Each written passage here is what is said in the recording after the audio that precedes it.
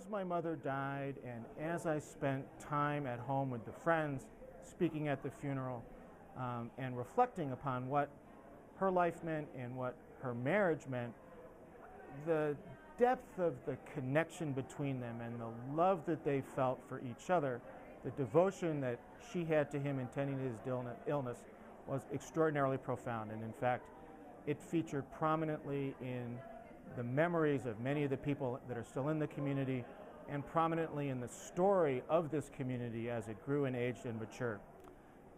The experience of going through my mother's death and my father's before has really caused me to reflect on my own kids, one of whom now is 22, one of whom is 17.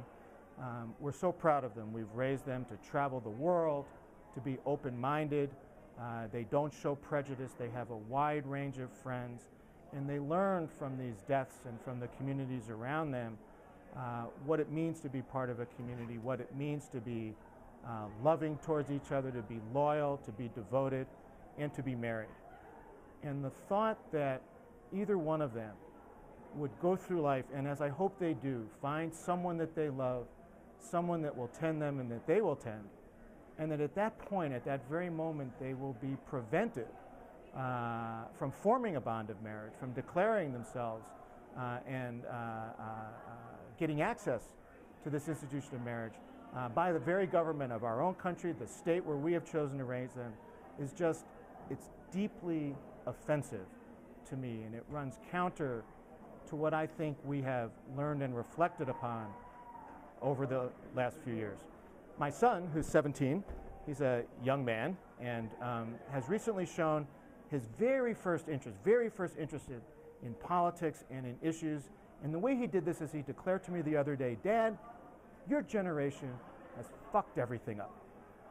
And I said, "Well, Jesus, Michael, I don't think that's true. We're actually trying hard to do some good things. Some of us are trying." He said, "Nope, Dad, you can ask Mr. Henderson. You have fucked everything up."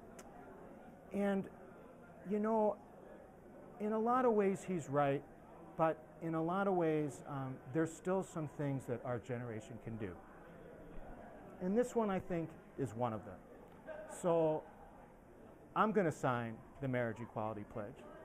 I hope that my friends will, my children who are old enough to vote, my one who is old enough, and even my one who is not, because this is something that we can do, and our children shouldn't be blocked from the kind of love and devotion that my parents had for each other and that I dream of for them.